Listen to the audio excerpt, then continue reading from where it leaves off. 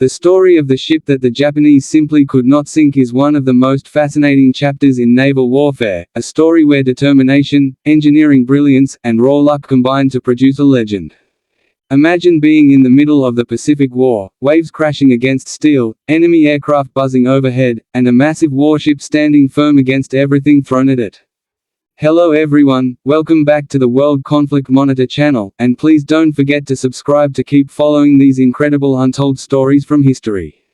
Today, we're diving deep into the saga of a ship that earned its place in history not because of what it destroyed, but because of what it survived. The summary of this tale is straightforward yet astonishing. During the height of World War II in the Pacific, when Japanese naval aviation dominated the skies and kamikaze attacks terrified every sailor, there was one ship that stood as a fortress afloat.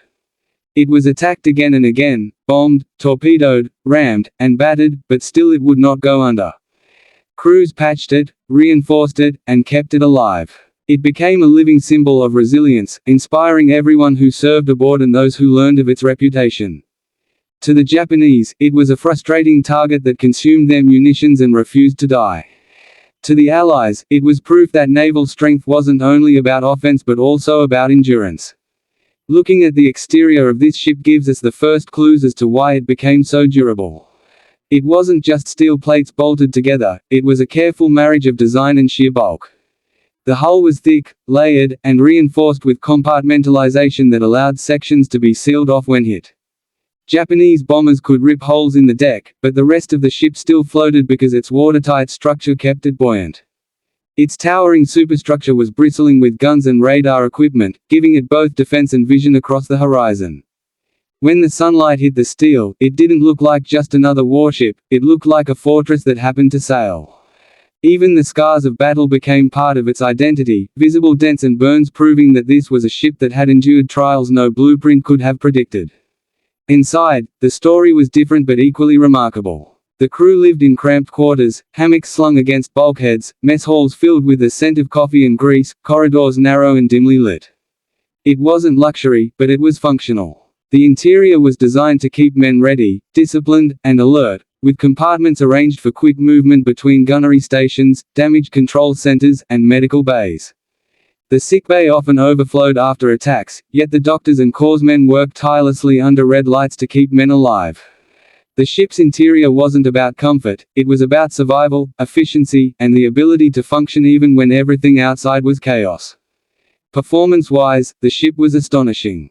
It was fast enough to keep up with the fleet and maneuver during combat, but what truly set it apart was the way it absorbed punishment. Most warships had limits. After a torpedo strike or a direct bomb hit, they would begin listing and eventually sink. But this vessel seemed to shrug off attacks. Its engines kept turning, its guns kept firing, and its radar kept scanning. The Japanese could cripple other ships with a single well-placed strike, yet here they found themselves in a prolonged battle against a floating enigma. Engineers aboard worked miracles, restoring power after hits that should have left it dead in the water. The performance wasn't about speed or elegance, it was about relentless endurance under fire. Safety features were not what we think of today. There were no lifeboats with GPS beacons or reinforced escape pods, but the ship did have its own innovations. Fire suppression systems ran through the decks, damage control teams were trained to act within seconds, and watertight compartments kept flooding localized. In many instances, sailors fought flames with their bare hands, dragging hoses, slamming shut bulkheads, and sealing off infernos so that the rest of the ship could fight on.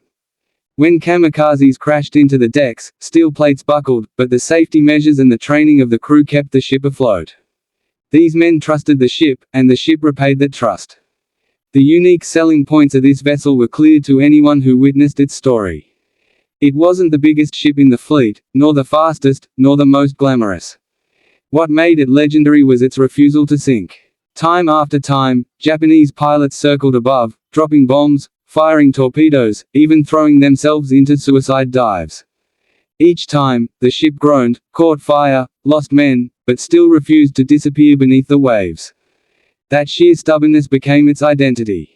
It turned into a symbol, not just for sailors but for an entire nation at war, showing that survival could be as powerful as attack. If one tried to place a price on this ship, it would go beyond steel and rivets. The financial cost of its construction was already enormous, as every warship represented years of work and millions of dollars. But the real price was measured in the lives of the men who defended it, the battles it endured, and the resources the Japanese wasted trying to bring it down. If it had sunk early, the cost in morale and logistics for the Allies would have been huge. Instead, its survival gave strength to those fighting on distant islands and in dangerous seas. In that sense, its price was both incalculable and immeasurable, not in dollars but in hope. In conclusion, the ship the Japanese couldn't sink became something more than steel, more than a weapon. It was a symbol of human determination, the unyielding will to survive even under impossible odds. Its battered hull and patched decks told a story of resilience. Its crew turned it from a machine into a legend. The Japanese couldn't sink it because it wasn't just a ship, it was an idea, and ideas are far harder to destroy. That is why, even decades after the war ended, its name still echoes as a reminder that endurance is sometimes the greatest victory of all.